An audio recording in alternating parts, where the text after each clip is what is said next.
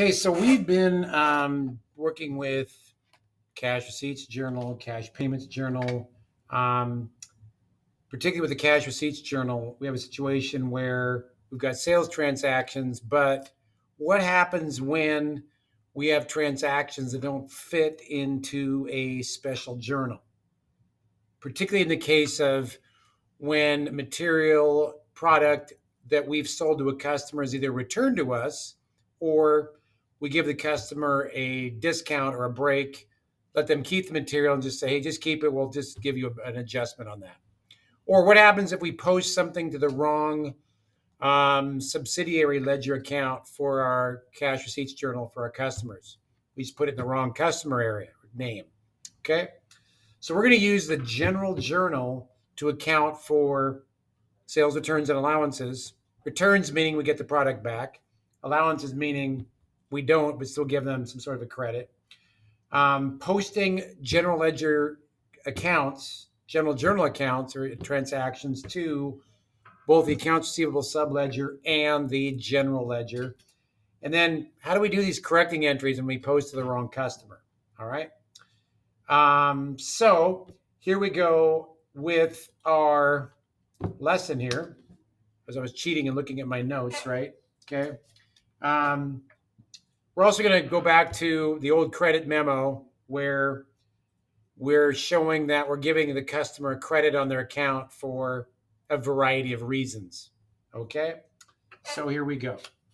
So first of all, and we did this with the cash payments journal where we had a purchase return and allowance, either return where we return something to the vendor or we received product for sale and it was substandard or was damaged or whatever, and we got an adjustment on our account for our accounts payable for purchases. Well, now we're talking about just flipping the logic on that. Instead of it being the vendor and the accounts payable ledger, now we're talking it being the customer in the accounts receivable ledger where we've sold product to customers. Okay. So when they return product, that of course is called a sales and return. All right. And then we have this other situation again where they don't return the product, they just keep it and we give them a credit. Now, you may not be aware of this, but Amazon does this all the time. But why would we have a transaction where we wouldn't require them to send it back? What would create that situation? Well, first of all, it's not worth returning if trying to restock it or having it shipped, the shipping costs and all that is way more than what the product's worth. Just have them keep it. And again, like I said, Amazon does that all the time where you say, keep it and we'll just credit your account or whatever. All right. And then why do customers return stuff? Have you returned something to a store recently? I know my wife does. At grocery outlet all the time. Or shoot, Home Depot. I'll buy 3 items of one thing one day and I'll go back the next day and return one of the ones I didn't use and buy something else. And if I'm working on an ongoing project, every time I walk into the store, I'm returning something to the returns desk for that I bought the day before. Because I always want to buy, when I walk out of the store, I want to buy something extra just in case I run out or I've got the wrong thing. Well, invariably, I'm going to have to return that, right? So that is a sales return. And then we will record this with a credit memo of some sort.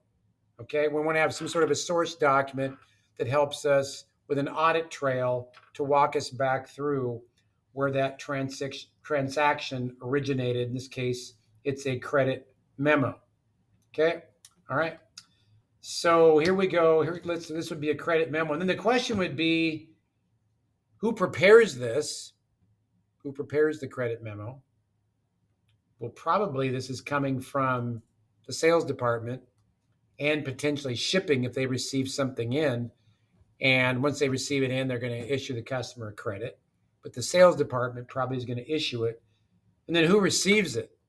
Well, the customer obviously is going to get a copy of it because they want to make sure, confirmation their account is being adjusted. Plus our accounting department or our accounts receivable department will record this and make sure that the balance in that customer's account is up to date. Okay. All right. So that's going to look like this. Grant credit to Lake Automotive for merchandise returns $65.85. Now we have to back out the sales tax, and we now no longer owe the state for something that's been returned, $395, total of $69.80. Okay, now let's watch, first of all, our T accounts, sales returns and allowances. What's the ordinary increase side of a sales account? I'm hoping you're thinking revenue right now. That's a credit. Sales returns and allowances is a debit. It is a contra or opposite account to sales. But we don't just throw it into sales. We want to put it into sales returns and allowances to help us track, keep accurate records of how much of the product is coming back and maybe who's it coming from. We end up ending up with the same customer always returning stuff. Is that a problem? Okay. So we're debiting sales returns and allowances. We're debiting the sales tax payable because we no longer have to pay that liability, natural increase side debit. And then the entire transaction will then be credited to accounts receivable. Now let's see how this looks in the general journal. We have the date, of course, and anything we have in our general debit column, which is our account titles, and our credit, I'll get back to you, our credit memorandum number there, all right? Sales return amount, $65.85. Our second account, debited, and our third account, which is our credit, which we indent just a little bit. We want to show that as being both to accounts receivable, the controlling account in the general ledger, and Lake Automotive, the subsidiary ledger for the accounts receivable ledger as well. That subsidiary or subledger for accounts receivable. So we're actually posting it twice there, right? Once to general ledger, once to subsidiary ledger, because those activities have to match. Okay, you were drawing that line down there for post reference because we're going to end up with actually two post references. There's our diagonal line, total amount of return. Okay.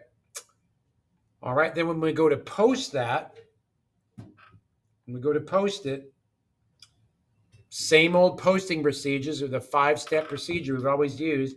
The date, the source document, G12 in this case. Now let's keep an eye on that because on my assignment I messed up. The credit to the customer for returning the product, excuse me, and again, they had a previous debit balance. And if we're crediting accounts receivable, that means we're reducing that customer's balance. We're going to subtract the previous debit balance minus the credit to their account to give us $536.52. And we're going to show 130 up there as the customer number. Now that's posting to the subsidiary ledger or the accounts receivable ledger. What happens when we post that to the, well, we didn't even have a chance to post that to the general ledger. Back up here. All right. We would go, that's posting to the subsidiary ledger. What happens when we have a correcting account? Well, here we decided, we incorrectly charged Wells Apartments when it should have been Skinner College for $334.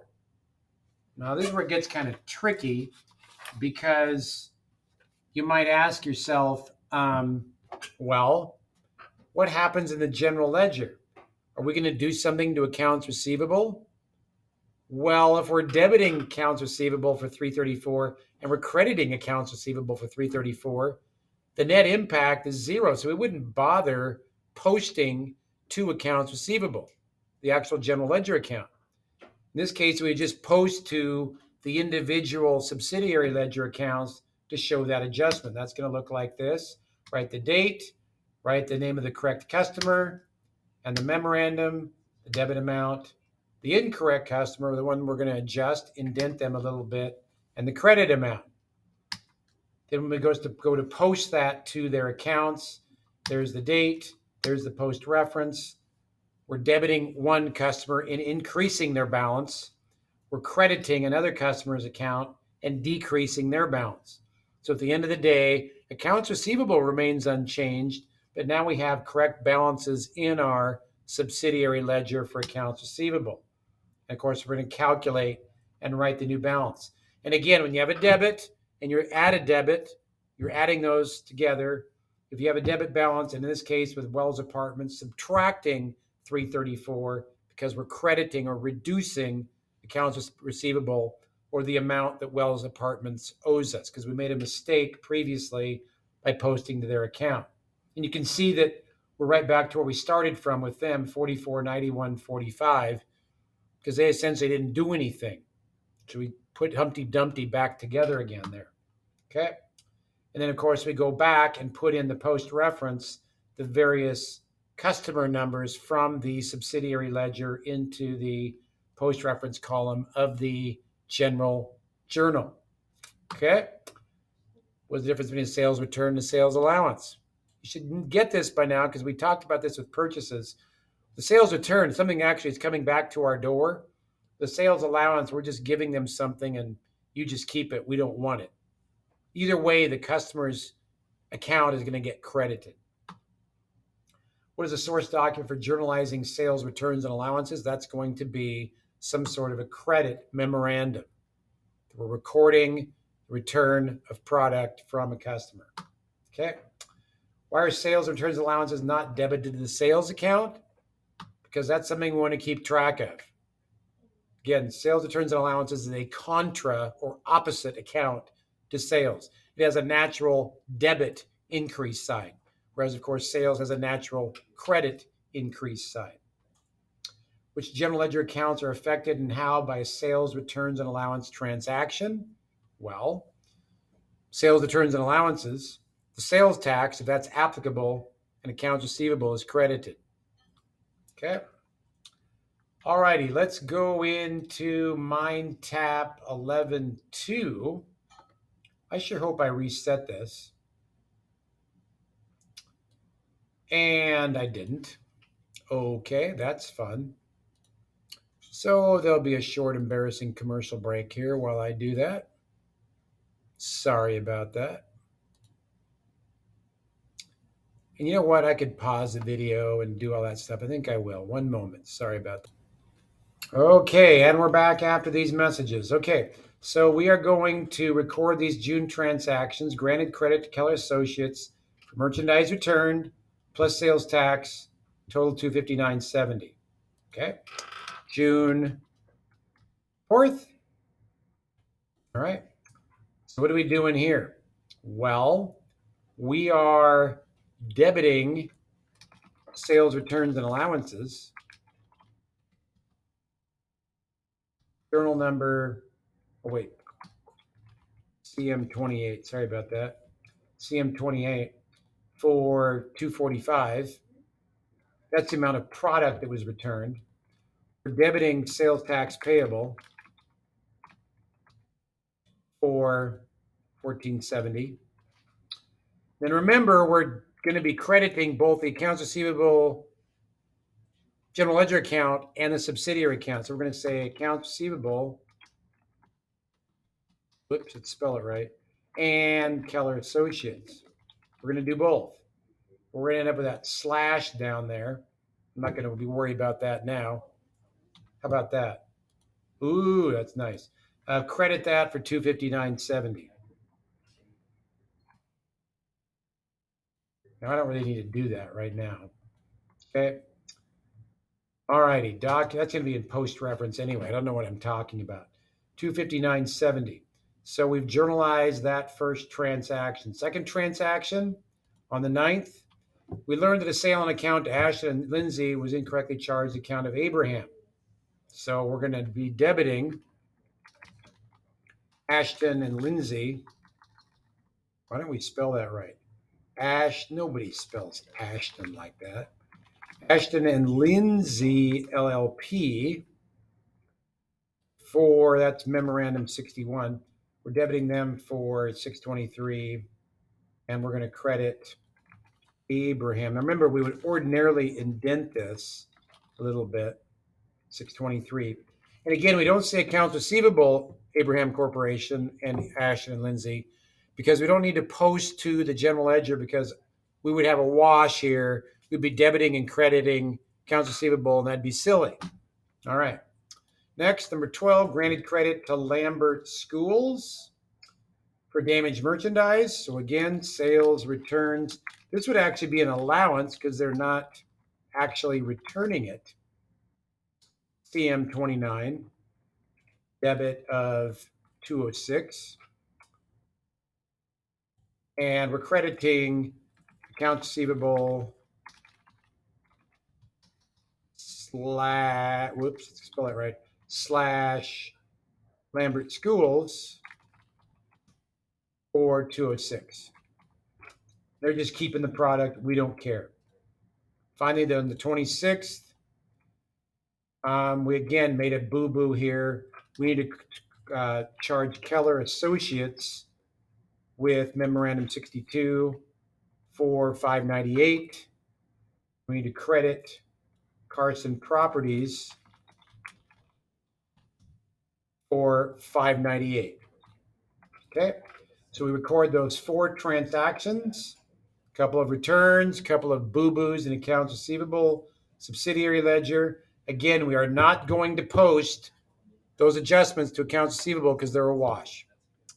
Grade step 1. Butamus.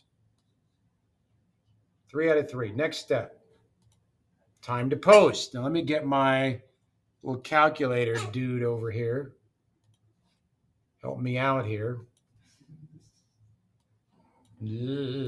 Okay. There we go. All right. So we have our transactions, sales, returns, allowances. Let's start with that. Dive right in. On the 4th, I'm going to say, what do I say here?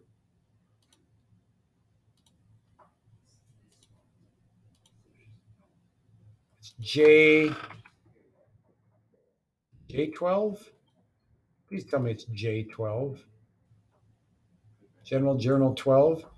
Okay. J12, sales, returns, allowances, debit of 245. Okay. Now I've got a previous debit of 248. 2487.6 plus 245. New balance 2732.6. Account number 4130. Sales tax payable. Again, this is where I no longer have to pay the state. I'm going to bounce back and forth here. On the 4th, J12, it's going to be a debit of 1470. Previous credit is 648.10. I want you to stop for a second and respond. And that is, what do I do? Do I add, subtract? What do I do? Well, I have a previous credit balance. The sales tax payable is a liability, and I'm debiting the liability or reducing it with a debit. So I'm subtracting 14.7. Give me a new credit balance, 633.4. New balance, account number up there, 2120. Then we got to post it to both accounts receivable, 259.70,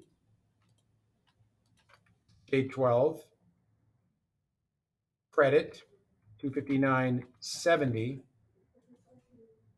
Now again, we have a previous debit balance of 9187.75, and we're subtracting 259.7 to give us a new balance of 8928.05.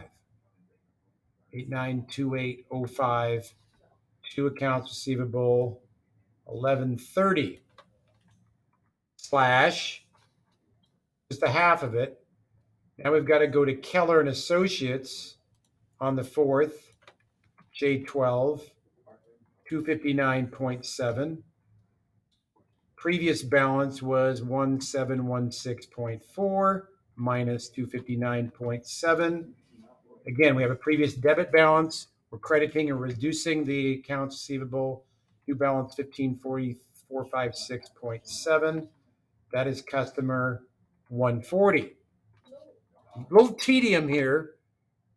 You can slow me down if you like, but we're just posting as we go along, like we always posted, except when we come to something related to both the controlling account and the subsidiary ledger, we need to do something different, right? So here we go with an adjustment. Ashton and Lindsay on the 9th, J12 for 623. Previous balance was a debit, and we're adding 623. I'm up with 1307.25. Account number 120. Again, no entry to accounts receivable. And then Abraham Corporation on the 9th, J12, credit of 623. 1649.5 is our previous debit balance minus 623. We're reducing the accounts receivable, 1,026.50, 110. Our accounts receivable count number. Okay, let me just go back and double check Lindsay again. Okay, next, sales returns and allowances, 206. 206 on the 12th, J12, 206,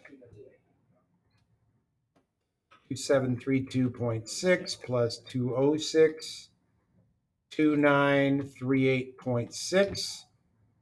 Previous balance was a debit. We have a debit adjustment. Sales returns and allowances again is a contra opposite sales account.